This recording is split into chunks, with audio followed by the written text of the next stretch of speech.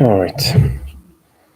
بسم الله الرحمن الرحيم اللهم صل وسلم وبارك وأنعم على سيدنا وحبيبنا محمد وعلى آله الطيبين الطاهرين أما بعد. All right. So as usual, just a quick recap from last dars. We were finishing off the topic of Sayyidina Ali ibn Abi Talib radiallahu anhu wa karramallahu wajhah wa alayhi salam. And honestly speaking, the topic of Sayyidina Ali is a very, very long topic. And there's a lot of things to be discussed. For the time being, again, we tried to mention, some of the more important things that are related to the seerah for now.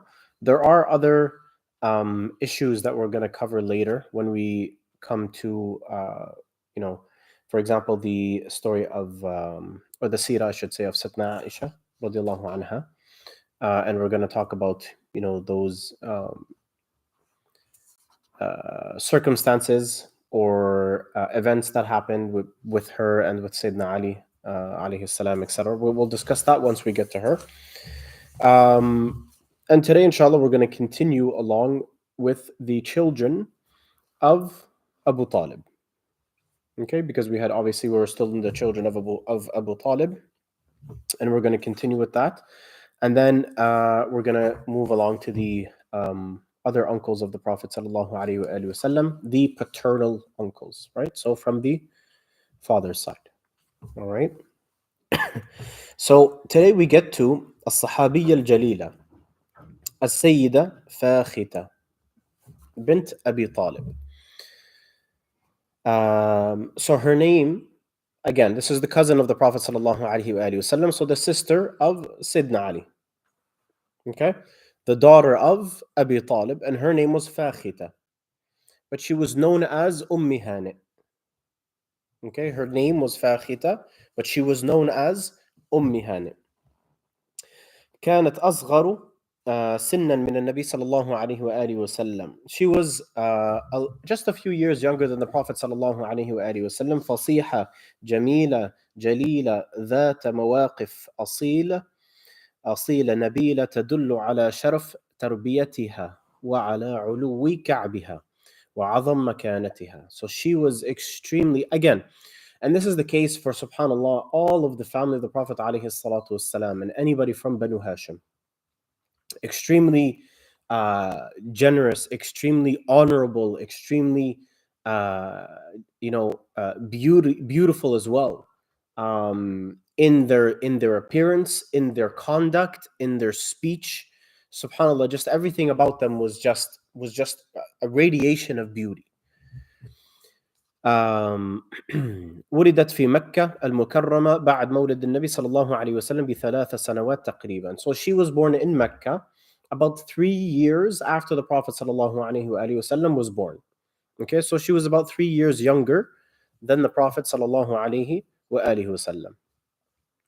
وكانت لها مكانة خاصة عند سيدنا رسول الله صلى الله عليه وآله وسلم قبل البعثة وبعدها. She had a very special place in the heart of the Prophet صلى الله عليه وسلم before his announced prophethood and after. Okay? And here is a hadith which proves this as well. عن ابن عباس رضي الله عنهما. So who's narrating the hadith? The hadith?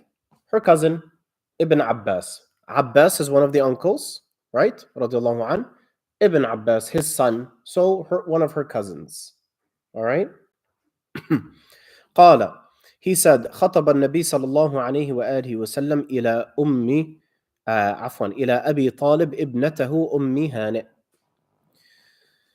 في الجاهلية وخطبها هبيرة ابن أبي وهب ابن عمرو ابن عائذ ابن عمران ابن مخزوم فتزوجها هبيرة.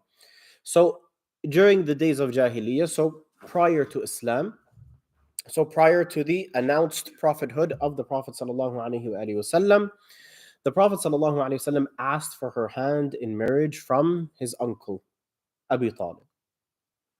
Okay. However, there was another man who had approached and asked for her as well, and his name was Hubayra.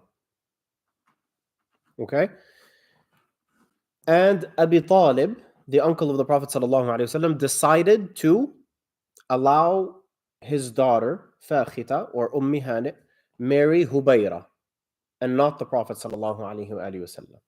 And the hadith explains why. So once he agreed to the marriage of his daughter Ummi Hani to Hubayra, the Prophet ﷺ said to him, Ya Am, زوجت هبيرة وتركتني. He says, you married your daughter to Hubayra and you left me? I just want to stop there for a second. You see, and we're going to see this more and more as so we're going to talk a little bit in more detail about Ummi Hani today compared to the rest of the other cousins because of this situation where, like we said, the Prophet ﷺ, he asked for her hand. Okay, so because of that, we're going to spend a little more time on her than we will the rest of the cousins. And there's a few lessons that I want to point out as we're going along, and I want to point this one out first, and we'll point out some more, inshallah, as we go along. The Prophet ﷺ at this point was approximately 19 years old. Okay, he was about 19 years old, and like we said, she was about 3 years younger than him. Okay, so let's say about 19 and maybe 16-ish, or maybe 19 and like 17 almost, okay? And he asked for her hand from his uncle, Abi Talib, and he decided to give her in marriage to Hubayra instead. And the Prophet ﷺ, when that happened, he asked his uncle. He went up to him, he says, oh, my uncle, you married her to Hubayra and you left me? Why do I want to mention this? This shows the human side of the Prophet ﷺ. Right? A lot of the times people think that, oh, that was the Prophet ﷺ. You know, us, we can't do these because, you know, he's the Prophet ﷺ. He was human. He was human ﷺ. He had feelings, etc. And, you know, the other beautiful thing is he comes and he speaks to his uncle about it. What does that show? That shows his comfort level, right? And the relationship with his uncle. Honestly speaking, the vast majority of the time, especially nowadays in our society, you know, parents and children don't have that type of relationship where the child is comfortable enough to go and, you know, quote unquote, question or ask the parent about their decision. They're too scared. Right? They're too scared because of the way, you know, we've become as a society and the way we raise our children, and that, you know, you shouldn't be questioning my decisions. You shouldn't be, you know what I mean? So here the Prophet ﷺ, again, he asked his uncle, he says, you married your daughter off to Hubayra and you left me? So it shows, again, the relationship that they had, right? That he was comfortable enough to talk to his uncle, Abi Talib, about it and ask him about it. But also it shows that he has feelings. Right? Because if he didn't, he wouldn't have asked. He would have been like, okay, whatever, big deal. But no, he cared, alayhi salatu wassalam. But then his uncle explained his decision. Now, did he have to? Did he have to explain his decision? No, he's a 19-year-old young man, the Prophet ﷺ at this point.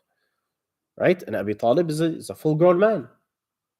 But he says, فَقَالَ يَبْنَ أَخِي. He says, oh, my nephew. إِنَّا قَدْ صَاهَرْنَا إِلَيْهِمْ وَالْكَرِيمُ يُكَافِئُ الْكَرِيمُ.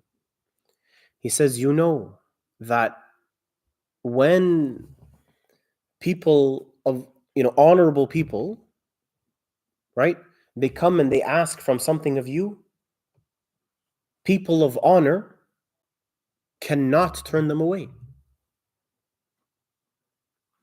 So these people, this family came and asked me for my daughter.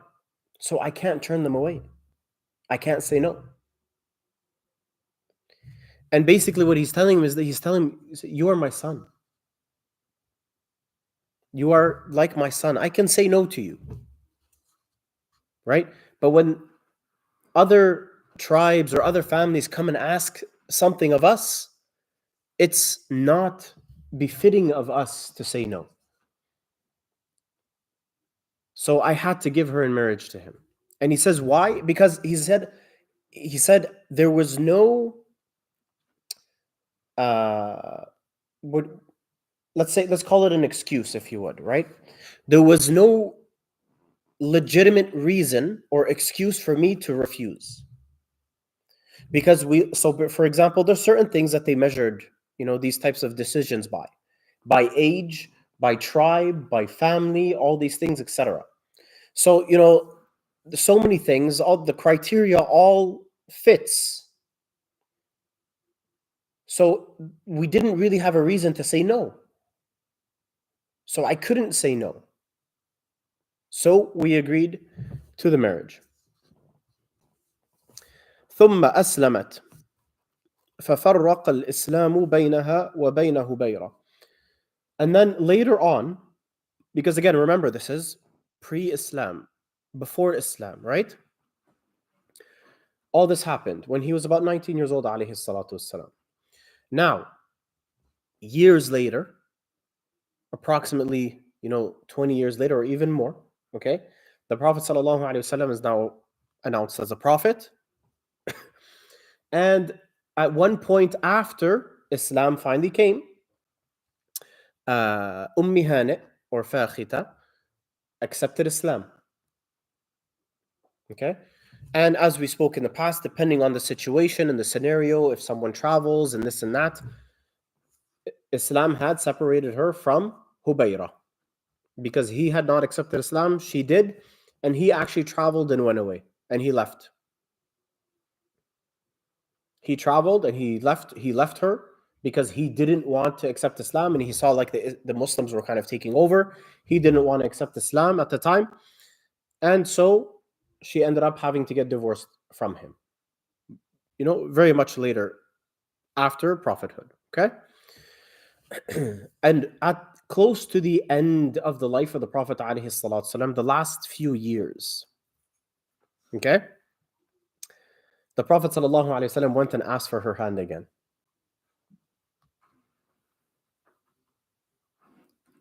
Right? After, she had announced her Islam. Because at the beginning, she was in the time of Mecca, when she had accepted Islam, and a lot of the family of the Prophet ﷺ, or some of them had done this, where they were kind of like hiding it to a certain extent, okay? But she openly announced it after Fatih Mecca. After the Fatih of Mecca. Which was much later on, right? Towards the end of the life of the Prophet ﷺ. So, again, towards the end of the life of the Prophet ﷺ, the last few years, he came and he asked for her hand again. Can you imagine? So he first asked when he was how old? 19. And now he's coming and asking for her hand again when he's over 60 years old. How many years later? Right? Easily 40 years later. So this shows the humanity of the Prophet ﷺ. It's not like, khalas, she got married, she got divorced, khalas, forget about it. No, he had something in his heart for her. 40 years later. This shows the heart and the love of the Prophet ﷺ. And obviously, because he was so young at this time, so when he asked for her hand initially the first time when he was around 19 years old, this was before he even knew Sayyidina Khadija alayha salam. He didn't even know about her yet. Okay?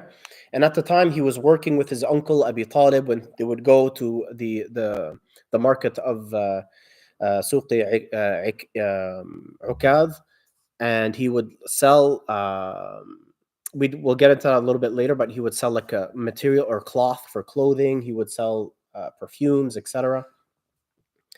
And so, he was, and again, he was raised in this home. He was one of the children, quote unquote, of Abi Talib. So he was very close to his children. This was one of his daughters. And they were only, like I said, barely 3 years apart. So subhanAllah, later on, like I said, closer to the end of his life, alayhi salatu wasalam, before he had passed away a few years, he went and he asked for her hand again. And what did she say? فقالت والله إن كنت لأحبك في الجاهلية فكيف في الإسلام. She said to him, she says, Wallahi, I swear by Allah, she said, if I used to love you in Jahiliyyah before Islam, how much more do you think I love you now after Islam? But she said, ولكني امرأة مصيبة امرأة ذات أولاد صغار. She says, وأكره أن يؤذوك.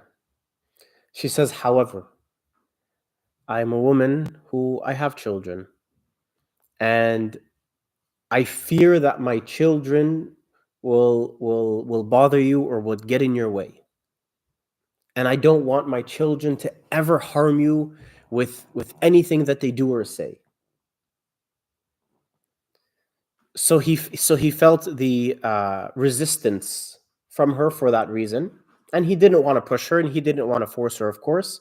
So all he says, فقال رسول الله صلى الله عليه وآله وسلم خير نساء ركبن المطايا نساء قريش أحناه على ولد في صغره وأرعاه على زوج في ذات يده. The Prophet ﷺ basically said, he said, Wallahi, this example right here is the best of examples of a woman. And he said, Wallahi, the best of the women are the women of Quraysh. So loving and caring for their children in their youth, right? And the best of wives to their men. SubhanAllah, again, you see the human nature of the Prophet sallallahu alaihi wasallam. And obviously at this point, like we said, there's only 3 years difference between them approximately, right? So he sallallahu alaihi wasallam is a full-grown man, and she's a fully grown woman as well, right? Both of them very mature, can take their own decisions, make their own decisions at this point. And subhanallah, again, it just shows how things were done back then, how society was, right? Where they openly expressed their feelings for each other. Did they not? In a halal way, of course, right? But they expressed that they had feelings for each other. He obviously wanted to marry her. And she said that if I had loved you before Islam, imagine how much more I love you after Islam. She said this directly to the Prophet alayhi salatu wasalam. Right? So just again, to give us a little bit of a picture there. Now we're going to keep talking about her just a little bit longer, inshallah. And she was blessed with the following honor, where the Prophet sallallahu alaihi wasallam, when he went on his Isra wal-Mi'raj, okay, so the night ascension, right, to Al-Quds, and then from there to the heavens to see Allah subhanahu wa ta'ala, right? ذكر ابن إسحاق فيما بلغه عن أم هانئ. So Ibn Ishaq rahmatullah alayh, he narrates a story when in reference to هانئ أو فاخته رضي الله عنها قالت ما أسري برسول الله صلى الله عليه وسلم إلا من بيتي. She had this as an honor. She said the Prophet صلى الله عليه وسلم did not go on Isra wal Mi'raj except from my home. That happened from my home. نادى عندي تلك الليلة نام عندي تلك الليلة بعدما صلى العشاء الآخرة فلما كان قبيل الفجر أهبنا يعني أيقظنا فلما كان الصبح وصلينا معه قال. She said that night the Prophet ﷺ slept at our home. So at her home with her and her children. There are some narrations which say that her brother Ali ibn Abi Talib radiallahu anhu alayhi salam was there as well. But regardless, her children were there. And she said that the Prophet ﷺ had prayed Isha with us. And then when around Fajr time came, he woke us up. فَلَمَّا كَانَ الصُّبْحُ وَصَلَّيْنَا مَعَهُ. And then we prayed Fajr with him. And then he said, يَا أُمِّ هَانِئ لَقَدْ صَلَّيْتُ مَعَكُمُ الْعِشَاء. He said to Hani, he says, I prayed Isha with you guys, right? في هذا الوادي ثم جئت بيت المقدس فصليت فيه. After Isha, I went to Al-Quds in Palestine and I prayed there. ثم قد صليت الغداة معكم الآن كما ترين. This is just a short part of the hadith where he says, and then after I went to Al-Quds, basically, and he reported the story of how he went to see Allah subhanahu wa ta'ala, etc. And he says, and then after, as you see, and now I am praying Fajr with you. All of this happened within this night, which was a miracle, right? Because like, how do you go to Al-Quds from where we are? All in one night. ثم قام ليخرج فأخذت بطرف ردائه فقلت. So now the Prophet ﷺ, after saying that, he got up to leave, and as he was walking out, she grabbed him by his clothes and she says, يا نبي الله لا تحدث بهذا الحديث الناس فيكذبونك ويؤذونك.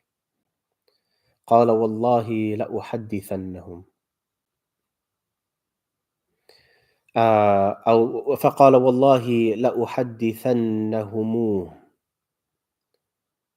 So she grabbed him as he was walking out, like just quickly before, so she can catch him, grabbed him by his clothes.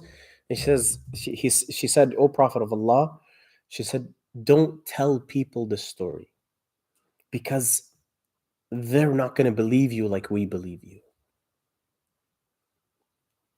And they're going to call you a liar, and that's going to hurt you. And I don't want you to get hurt." So she said, "Don't tell people about the story." And then he said, "Wallahi, I'm going to tell them. I have to tell them." So again, just showing her character, right? She didn't want him to get hurt in any way, shape, or form. She didn't want the people to disrespect him or call him a liar, or anything like that. So she's like, don't tell the people. They're not going to believe you. They're not going to believe you like we do. We believe you in everything you say. But they're not like us. Don't. And he said, I have to. Subhanallah. Again, just to show you another hadith showing her affection and love for the Prophet عليه الصلاة والسلام. عن أم هانئ بنت أبي طالب قالت دخل علي رسول الله صلى الله عليه وسلم فدعوت له بشراب فشرب أو قالت دعا بشراب فشرب ثم ناولني فشربت وقلت يا رسول الله أما إني كنت صائمة ولكني كرهت أن أرد سؤرك. فقال رسول الله صلى الله عليه وآله وسلم إن كان قضاء من رمضان فصومي يوما مكانه وإن كان تطوعا فإن شئت فاقضي وإن شئت فلا تقضي. So she narrates the story. She says, once the Prophet ﷺ came to see me. And when he came, she asked someone to get him something to drink. And then when the drink came, the Prophet ﷺ drank from it. And then as he finished drinking a bit, he gave it to her so that she can drink. And then she drank from it. And she says to the Prophet ﷺ, she says, O Prophet of Allah, this is after she drank the water or whatever it was, whether it was a juice or water or milk or whatever it may have been. She drank from it, and after she drank from it, she tells the Prophet ﷺ, she says, O Prophet of Allah, I was fasting. And I'll explain why she mentions that. And I'll explain why she did it in that order. She says, I was fasting. But she says, but I couldn't turn away the opportunity to drink from the cup that you just drank from. So I broke my fast. So then the Prophet ﷺ, he said, if you were fasting because you were making up a day for Ramadan, he said, just make up that day another day. He said, but if you were just fasting, just as a nafil fast, like a voluntary fast, he said, if you want to make it up, you can. And if you don't want to, you don't have to. So the answer or the response of the Prophet ﷺ shows and clarifies why she mentioned that in the first place. The only reason she told him that she was fasting is so she's like, okay, what am I supposed to do now? Like, do I make it up? Do I not make it up? Etc. So the Prophet ﷺ clearly understood that from her, which is why he responded in the way he responded.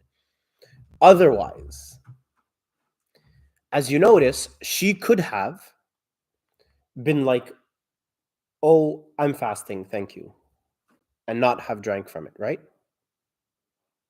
Or, subhanAllah, this just shows her akhlaq, her manners, and how much of an honorable person she was, radiallahu anha, where she drank first and then after told the Prophet ﷺ that she was fasting.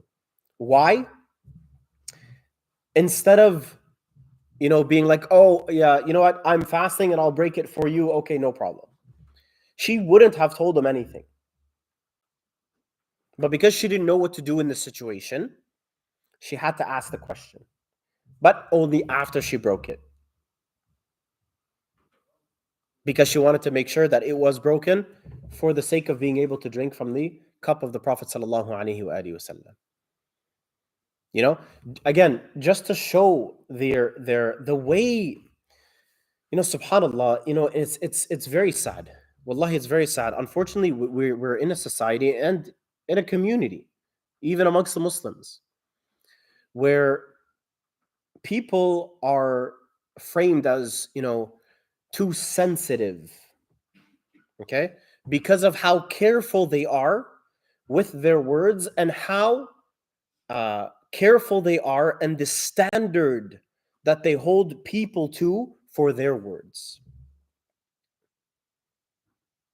But when you look at the seerah of the Prophet ﷺ and the family of the Prophet ﷺ and radiallahu anhum, you see that their words are very calculated and their actions are very calculated. And in fact, as we will see later, the people who were the most sensitive, quote unquote, sensitive, were the family of the Prophet ﷺ and the daughters of the Prophet ﷺ. And it's not because they are, quote unquote, sensitive, but it's because they have a very high standard that they live by in the way they do things and in the way they speak. And unfortunately, when others don't have that level of standard of the way they speak or the way that they do things, they look at the other ones as if they are sensitive, as opposed to them as being the problem. As to that themselves, their standard is not high enough, and that you're just too sensitive. Their words are very calculated, and their actions are very calculated. If one of us could have been like, oh, I'm sorry, I'm fasting. Or, you know what, I'm fasting, but you know what, I'll break my fast for you. How does that make the other person feel? It might make them feel bad, right? Oh, no, don't break it for me. Oh, I'm sorry, I shouldn't be drinking in front of you. Even if they're like, oh, I'm fasting, no thank you. Oh, I'm sorry, I shouldn't be. So to avoid making them feel that way, she drank first, didn't make him feel that at all whatsoever, because now her fast is broken. Khalas, it's done. She made that decision without any pressure from him. And she made it very clear that it was her own decision because there was no pressure from him. He didn't know she was fasting. And then she only asked that question to clarify. What am I supposed to do? Do I make it up? Do I not make it up? And he clarified, alayhi salatu wassalam. All right. So again, we're seeing these ahadith from Hani radiallahu anha, right? And how the Prophet alayhi salatu wasalam used to deal with her, etc. And so they had a very, very special relationship. And it wasn't something that was hidden. Sayyidina Khadija radiallahu anha, after the Prophet alayhi salatu wasalam married her, she knew about this. And as opposed to how, many people would think she would react, becoming all jealous of her. No. She used to adore her. She used to love her and she used to respect her. Anytime she would see her, she would get up and kiss her on her forehead. She would honor her. That's the type of woman that Sayyidina Khadija alayhi salam was to this woman who she knew the Prophet sallallahu alaihi wasallam asked for her hand in marriage before Sayyidina Khadija, before he even knew her alayhi salam. But she had that level of honor and respect in her. It didn't allow that jealousy to ever take over her. Right? So again, just understanding the scenarios here in the picture. Right? And she used to love everything about her. SubhanAllah. This is why, SubhanAllah, especially when we get to Sitta Khadija, alayha salam, Allahu Akbar.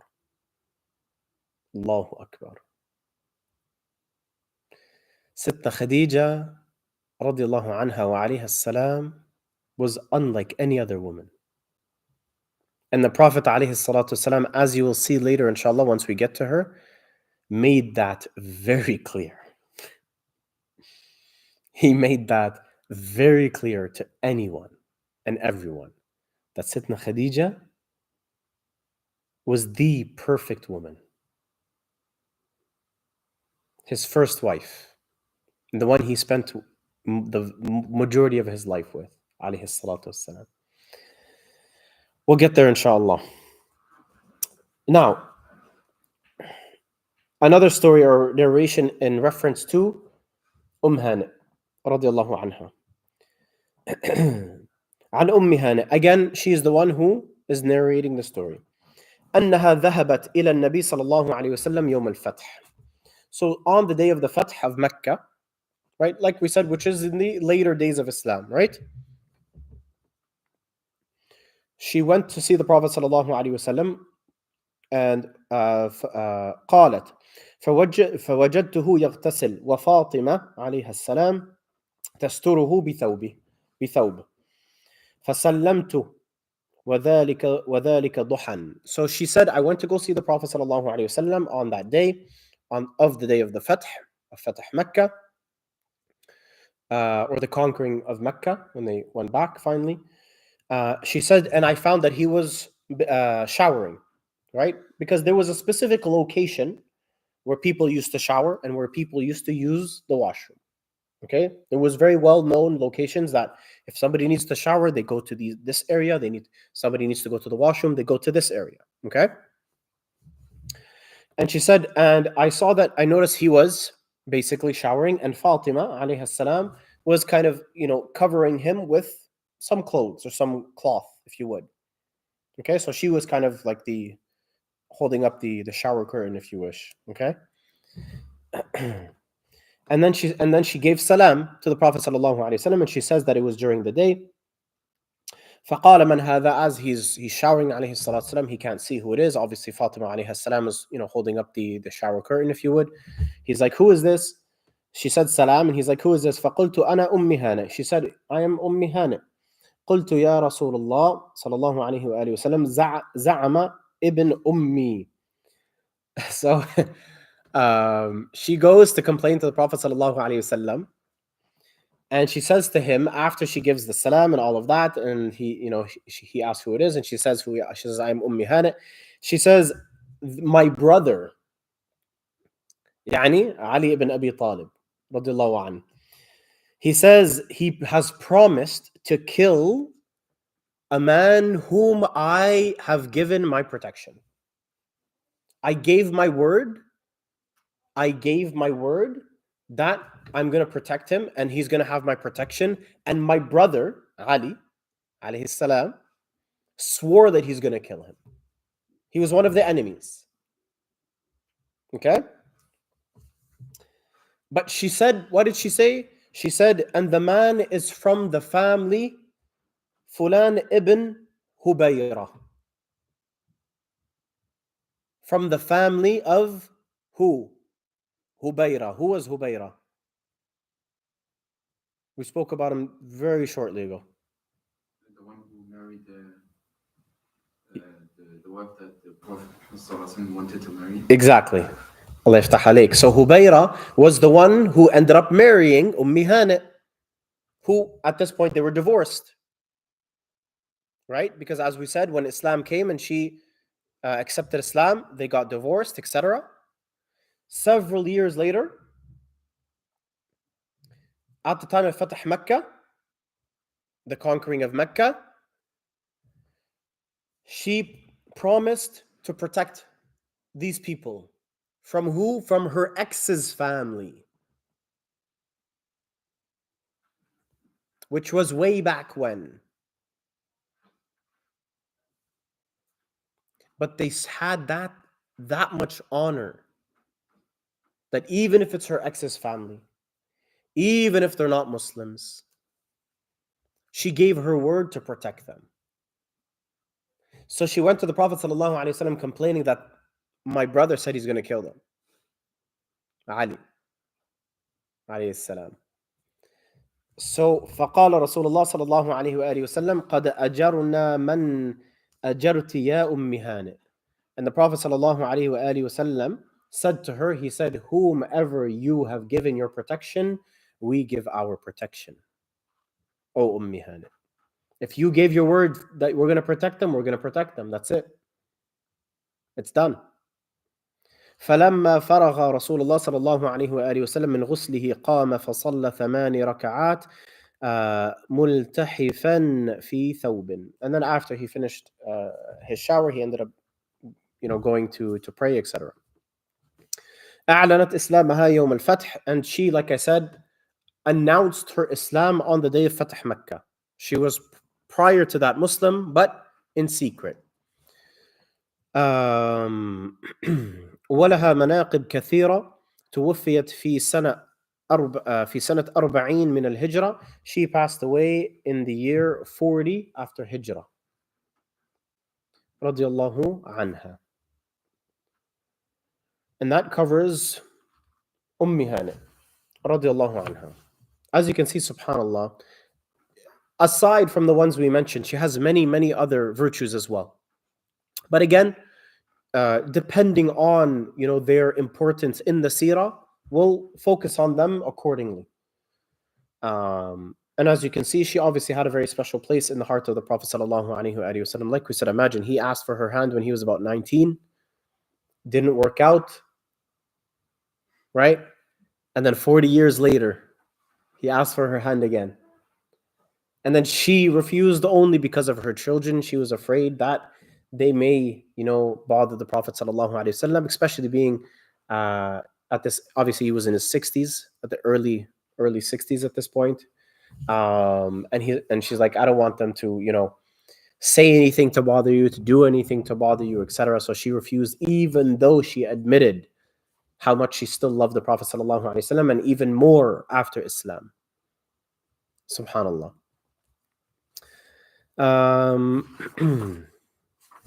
All right. And then after her, you have As-Sahabiyya Al-Jalila, Jumana. Okay? So another sister of Sayyidina Ali, radiallahu anh, Jumana, bint Abi Talib. تزوجها ابن عمها أبو سفيان ابن الحارث So her cousin Abu Sufyan. As if you guys remember when we were talking about the cousins of the Prophet ﷺ, there's a cousin named Abu Sufyan ibn al-Harith, his uncle al-Harith. He had a son and he was known as Abu Sufyan. This is not the Abu Sufyan. Okay? Again, I mentioned that then, and I'm just going to mention it now because it's been a while since we covered that dars. So she, Jumana, ended up marrying her cousin, Abu Sufyan, who was the son of her uncle, right? Al-Harith. فولدت له جعفر ibn Abi Sufyan. And she had a child, a son named Ja'far ibn Abi Sufyan. Please pay attention to the names. I don't expect you to remember them and who's who. All I want you to notice is the repetition of the names. It's very common, as you can see. So here you have Ja'far. So remember, Jumana is the sister of who? She's the sister of Sayyidina Ali alayhi salam, which means she's also the sister of another brother before Sayyidina Ali, Ja'far. Right? So she has a brother named Ja'far ibn Abi Talib radiallahu anhu alayhi salam. And so her son was also named Ja'far. Okay, again, I'm just pointing this out because you will notice, and the reason why I'm pointing this out is because you have some Orientalists or Westerners who want to try to attack the Quran with regards to the names of Harun and Maryam and this and that, and saying that the Quran mixed up the stories. I don't know if you guys have ever heard this attack on. Yeah, you have. Yeah. So some of them, they'll come and say, "Oh, this Maryam and then Harun and this and that, and or sorry, Imran and Maryam." And so like they're like, "Oh no, the Quran mixed up the stories." But no, it's very normal that the names repeated themselves throughout generations. In any case, so she had a son named Ja'far ibn Abi Sufyan. أسلمت في السنة السابعة للهجرة, and she accepted Islam in the 7th year of Hijrah or after Hijrah. أعطاها النبي صلى الله عليه وسلم يوم خيبر, and from the what do you call it, the gains, if you would, of Khaybar, of the battle of Khaybar, he gave from that to Jumana radiallahu anha. توفيت في حياة النبي صلى الله عليه وآله وسلم ودفنت في المدينة المنورة. She passed away in the life or during the life of the Prophet صلى الله عليه وآله وسلم, and she was buried in Al-Madinah Al-Munawwara رضي الله عنها. Now, the 7th and final child, also a daughter of Abi Talib, and her name was الصحابية الجليلة السيدة ريطة بنت أبي طالب رضي الله عنها. وكانت تلقب بأم طالب بنت أبي طالب. Her nickname was أم طالب. أم طالب بنت أبي طالب. So her nickname was the mother of Talib, the daughter of Abi Talib. Good? A little confusing? Again, not too much information on her, but those are the 7 children of Abi Talib. That concludes the children of Abi Talib. And she was obviously, like we said, a Sahabiyya radiallahu anha. Now we get into, and we'll just quickly cover them. There's not too much time left. We'll see how much we'll cover. Okay. We get into the 4th uncle, the 4th paternal uncle. Okay, meaning from the father, right, of the Prophet sallallahu alaihi wasallam, his brothers, and his name was Al-Muqawwim ibn عبد المطلب ابن هاشم. كان المقوم شأنه شأن أبناء عبد المطلب في الشهامة والمروءة ومكارم الأخلاق. قال ابن حبان كان من رجالات قريش. So Ibn Hibban rahmatullah alayhi, he said that Al-Muqawwim was very well known again amongst the Quraysh, amongst being the men of Quraysh. And again, just like all of the children of Hashim or of Abdul Muttalib as well, obviously, they were all such honorable, generous, kind people who stood for what is right. And he was the same, and he was no exception. وَهُوَ أَخُو حَمْزَةَ لِأُمِّهِ. And he was the brother of Hamza, the uncle of the Prophet ﷺ, from the same mother. Okay, so Al-Muqawwim was from the same mother as Hamza radiallahu anhu. كان يكنى أبا بكر. His nickname was Abu Bakr, just like the best friend of the Prophet sallallahu alaihi wasallam. Again, more of the same names being used over and over again, right? ومات عبد المطلب وهو ابن 15 سنة. So Abd al-Muttalib, so Al-Muqawwim's father, right, the grandfather of the Prophet sallallahu alaihi wasallam, right, Al-Muqawwim was about 15 years old when Abd al-Muttalib passed away. Okay, so when his father passed away, when the grandfather of the Prophet ﷺ his grandfather passed away, his uncle Al-Muqawwim was about 15 years old. ومات قبل البعثة بست سنين. And he passed away before, so Al-Muqawwim passed away before prophethood by approximately 6 years. Before prophethood. And it is very important, especially when covering seerah, and please pay attention to this, and if ever you hear anybody saying this, I encourage you to correct their choice of words.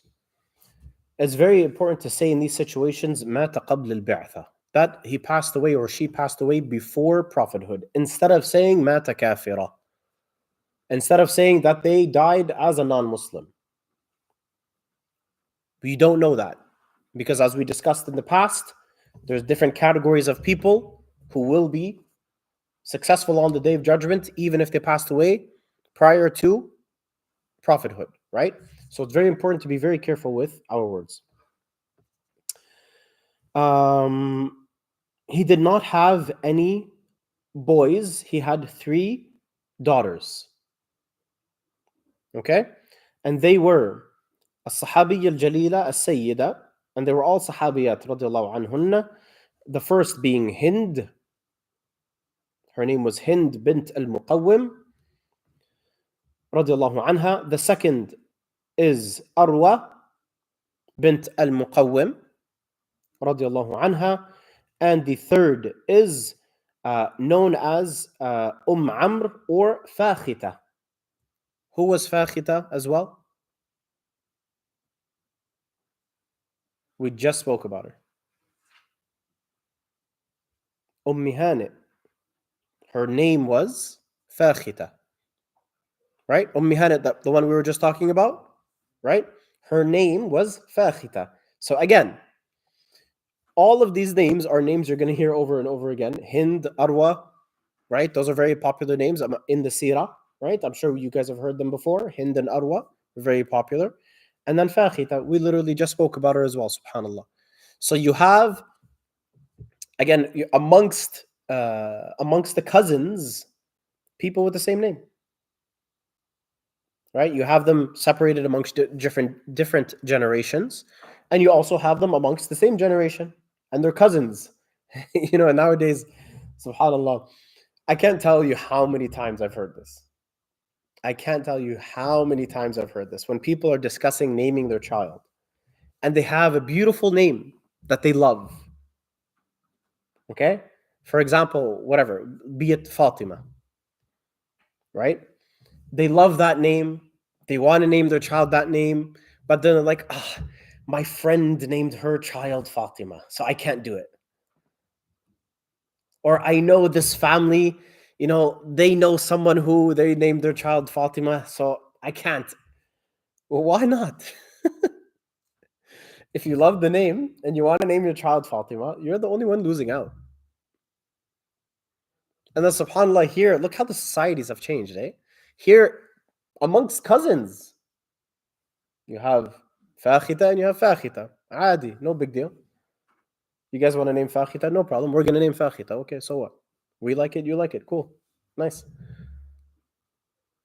But subhanAllah, it happens way too often nowadays. I can't tell you how many times I've heard these stories where people refrain from using names that they absolutely love just because someone in the family, someone of their friends, either they have that name or they named their child that name. SubhanAllah. All right, now we get into the fifth uncle, paternal uncle of the Prophet sallallahu alaihi wasallam. And again, as you can see, if there's no real reason to be spending too much time on them, we're just going to quickly go over them, except for the ones who we do need to spend that time with. You have Hajl ibn Abd al-Muttalib ibn Hashim, وهو أخو سيدنا حمزة رضي الله عنه لأمه أيضا. So this uncle, right, Hajl, was also the brother of Sayyidina Hamza radiallahu anhu, again from the same mother. So you have Hajl, you have Al-Muqawwim, and you have Hamza so far, radiallahu anhu. All from the same mother, obviously from the same father, but also essentially from that same wife. Make sense? كان اسمه المغيرة. So his name was Al-Mughira, or he was known as Al-Mughira. Al-Hajl was his nickname. Okay? If it wasn't confusing enough with all the names and the repetition of the names and the nicknames and the real name. And وهو اليعسوب. He was also known as اليعسوب. وكان أصغر من المقوم بسنة. He was, so Al-Muqawwim, the one we just covered, the uncle we just covered, right?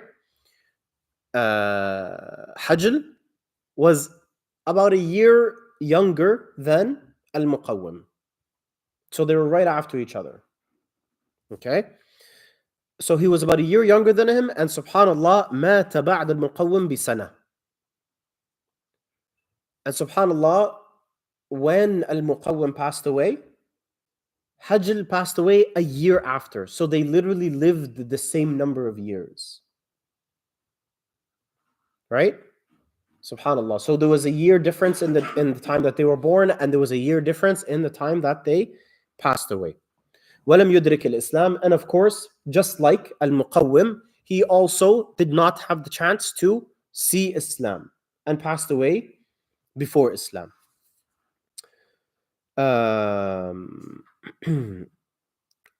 قال ابن الأعرابي أخبرني بذلك المسيبي قال وكان لحجل ابن يقال له قرة ابن حجل وبه كان يكنى وبه كان يكنى. So it is said that Hajl had a son by the name of Qurra. There's difference of opinion on it. However, it is said that he did have a son named Qurra.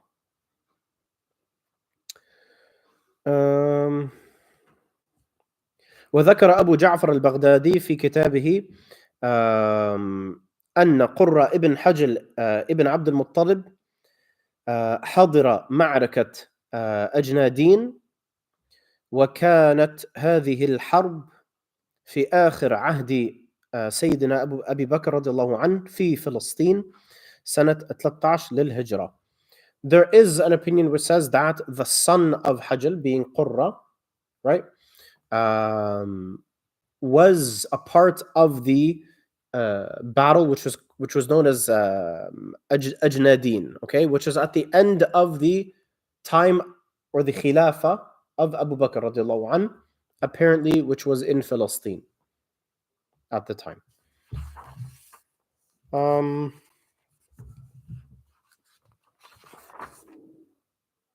Okay. I think we will stop there, inshallah.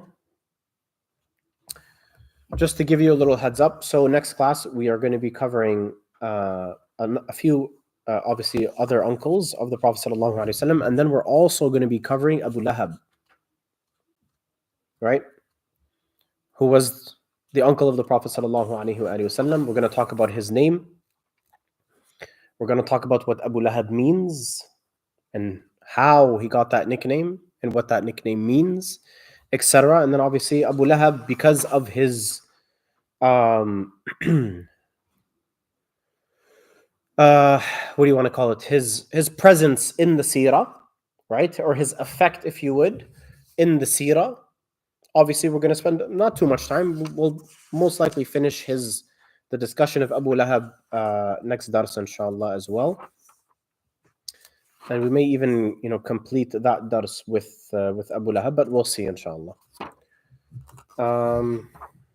وصلى اللهم على سيدنا مولانا محمد وعلى آله الطيبين الطاهرين جزاكم الله خير. And inshallah we'll see you all next week, continuing with this subject on the uncles of the Prophet sallallahu alaihi wasallam. Any questions? No? بارك الله فيكم جزاك الله خير.